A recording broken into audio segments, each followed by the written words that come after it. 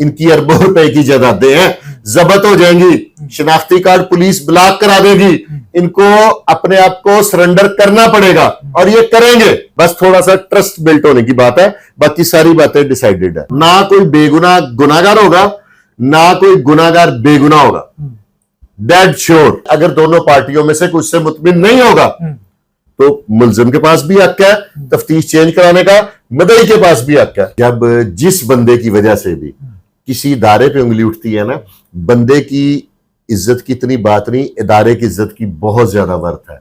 बिस्मिल्लाहिर्रहमानिर्रहीम, अस्सलाम वालेकुम नाज़रीन, आप देख रहे हैं डेली पॉइंट और मैं हूं बिलाल जफर। नाज़रीन, अमीर बालाज कत्ल केस के बाद जो सारी पेशरफ्त होती रही आपको हम लोग बताते रहे। जावेद भट्ट कत्ल के जो मुल्जिमान हैं उनकी भी अब उन्होंने जमानतें करवाना शुरू कर ली हैं। जैसे कि कैसर भट्ट ने कहा था कि मैं सरेंडर करूंगा और पेश होकर अपनी बेगुनाही को साबित करूंगा, वो पेश भी हुए। उन्होंने अपनी बेगुनाही को साबित करने के लिए जो है पुलिस के साथ तफ्तीश में शामिल तफ्तीश हो गए। उसके बाद अमीर फतेह को जिस वक्त इश्तिहारी करार दिया गया, उसके बाद पता चला कि 2 से 3 रोज बाद अमीर फतेह ने भी अपनी बेल करवा ली और गुज़िश्ता रोज जो है वो कोर्ट में भी पेश हुए। तो आज मेरे साथ सैयद फुरकान शाह साहब मौजूद हैं, जिनका तजिया क्राइम के हवाले से लोग बहुत गौर से देखते हैं और सुनते हैं कि इस दुश्मनी को आखिर मंतकी अंजाम क्या होगा, क्या पुलिस इनकी सुलह करवाने में या इनके केस को आखिर तक पहुंचाने में कामयाब होगी। तो इनसे बात करते हैं। शाह जी, आम दुश्मनियां जो होती हैं उसमें लोग कोर्ट में पेश होते हैं तो पता लगता है कि कत्ल गारत हो गई, अटैक हुआ, दूसरी पार्टी ने कर दिया। ये तो बहुत हाई प्रोफाइल मैटर है और इसको किस तरीके से मुल्जिमान कोर्ट में पेश होंगे। कैसर भट्ट भी पेश हुए, बड़ी तादाद में उनके साथ लोग मौजूद थे, और अमीर फतेह जिस वक्त आते हैं तो उनके साथ बड़ी तादाद में लोग थे। अगर तीसरी भट्ट भी आके अपनी जमानत दायर कर देते हैं और पेश होते हैं तो क्या समझते हैं कि इनको खतरात लाक होंगे? कोई तीसरा भी तो कर सकता है ना, ये जरूरी तो नहीं है कि ये एक ही दूसरे पे अटैक करें, कोई तीसरा भी इस चीज का फायदा उठा सकता है। इज इट पॉसिबल ना? मैं तो पहले दिन से इदारों से दरखास्त कर रहा हूं कि इस लेवल का कोई भी शख्स जो तारीख पे आए तो कम से कम उसे कोर्ट की प्रीमिसेस में फुल प्रूफ सिक्योरिटी दी जाए। ठीक है, किसी नए बंदे को उसके पास रहना चाहिए। इस तरह हमारे इदारों की तस्दीक होगी, इदारों के खिलाफ लोग हो जाएंगे और इदारों के बारे में जो लोग क्रिमिनल्स हैं, जो इदारों पे उंगली उठाकर खुश होते हैं, उनको एक दफा फिर बात करने का मौका मिल जाएगा। लेकिन जहां तक तफ्तीश की बात है, ये जो डीआईजी साहब है ना, ज़िशान असगर साहब, डीआईजी इन्वेस्टिगेशन, इनको मैं मिला नहीं, ना मेरा ताल्लुक है। लेकिन हम लोग जैसे हम हैं अवामी लोग ना, अवाम में बैठने वाले, सड़कों में थड़प पे बैठने वाले, इनकी रिप्यूट जो है ना वो बेहतरीन रिप्यूट है। क्योंकि गालबन तभी एसएसपी थे जब मुफक्खर अदील वाला वाकया हुआ था। अपना कुलीग होने के बावजूद इन्होंने पूरा मेरिट किया था। जिस तरह तराजू पकड़ा होता है ना हाथ में, बैलेंस, वो वाला इन्होंने किया था। तो अभी आपको क्या लग रहा है कि ये जो है कोई अच्छे इक़दाम ही करेंगे जो आगे? हाँ, सुपर। ना कोई बेगुनाह गुनाहगार होगा, ना कोई गुनाहगार बेगुनाह होगा, डेड श्योर।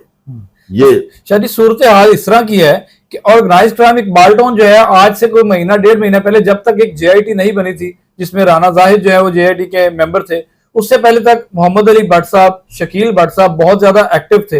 हर तरफ जो है जुबान ज़द-ए-आम उनका नाम लिया जा रहा था। अब क्यों नहीं वो नजर आ रहे इस चीज में? ना कोई मुल्जिम आरिफ पकड़ा जा रहा है, ना कोई और शूटर पकड़ा जा रहा है।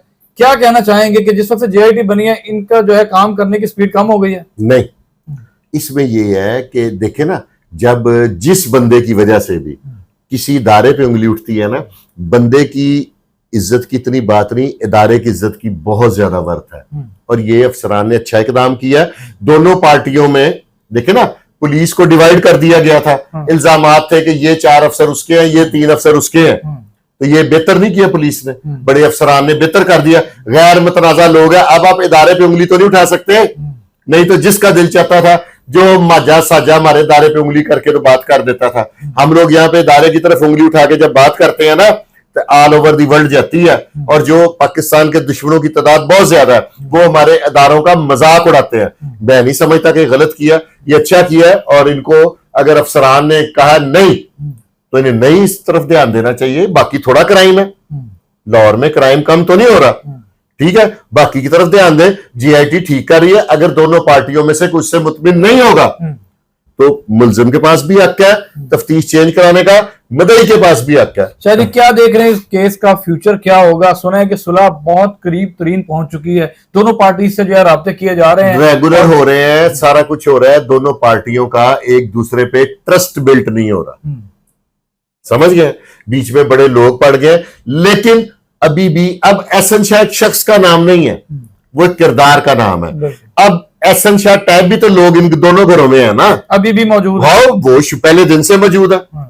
देखिए ना, बिल्ले ट्रकों वाले को जब कत्ल किया गया तो क्या बिल्ले ने फोन करके बताया था नीफे सूत्र मंडी वाले को कि मैं बाहर बैठा हूं, आ जाओ? जब टीपू एयरपोर्ट पे आया, क्या उसने टिकट की फोटोकॉपी फेसबुक पे लगाई थी? किसी ने इतला दी थी ना? उनकी खुशकिस्मती कि वो वाले एहसन शाह नहीं पकड़े गए, इसकी बदकिस्मती कि ये नौजवानी में ही अपने अंजाम पे पहुंच गया, काबू आ गया। यानी अमीर मसहब ने अब तक बेल नहीं कराई, इसको कैसे देखते हैं आप? करवाएगा। ये लोग ना हमारी तरह मीडियोकर्स नहीं है। जो कुछ लोग होते हैं क्रिमिनल, जिनके पास खोने को कुछ नहीं होता, इनकी अरबों रुपए की जायदादें हैं, जब्त हो जाएंगी, शिनाख्ती कार्ड पुलिस ब्लॉक करा देगी, इनको अपने आप को सरेंडर करना पड़ेगा और ये करेंगे। ठीक है, एक स्टेज आएगी, ये सारे करेंगे स्टेप बाय स्टेप। इनको पहले गालबन यकीन नहीं था, अब आहिस्ता आहिस्ता देखे काम शुरू हो गया। मैंने ये प्रेडिक्शन की थी ना कि ये सरेंडर करेंगे, तो कर रहे हैं ना स्टेप बाय स्टेप। अब मजबूरी ये है कि ये मीडिया वाले मेरे भाई चाहते हैं कि फटाफट फटाफट सरसों पे थे। यार 30 साल से एक दुश्मनी है, उसको समेटने में अगर 6 माह लग भी जाए तो अभी दुश्मनी, ये सुलह की बात शुरू हुए को महीना 15 दिन हुए हैं। जावेद भट्ट की मर्डर के बाद ये सुलह की बात शुरू हुई है ना, और अगले दिन तो नहीं शुरू हो गई, कुछ 15, 20, 25 दिन। 30 साल से जो गलाजत फैली हुई है उसको समेटने में अगर 6 माह लग भी जाएंगे तो बर्दाश्त करें। अब रोज रोज नया मसाला नहीं आ रहा, तो और बड़े इश्यूज है, उन पे बात कर ले। आजकल पोल्यूशन का बड़ा इशू फैला हुआ है। अच्छा, सुना है शादी के अमीर मसहब से जो है वो सुहेल शौकत भट्ट जो कि मिनिस्टर भी हैं, वो राब्ता कर रहे हैं सुलह के लिए, उनको कायल करने की कोशिश कर रहे हैं। तो क्या तीफी भट्ट से भी ऐसे कोई ग्रुप बात कर रहा है सुलह के लिए? ये सुहेल शौकत भट्ट साहब और जो दूसरे कैसर भट्ट वगैरह है, ये पहले आपस में एक दूसरे के ओपोनेंट ग्रुप थे। एक का टीपू ट्रकों वाले से राब्ता था, दूसरे का तीफी भट्ट से राब्ता है।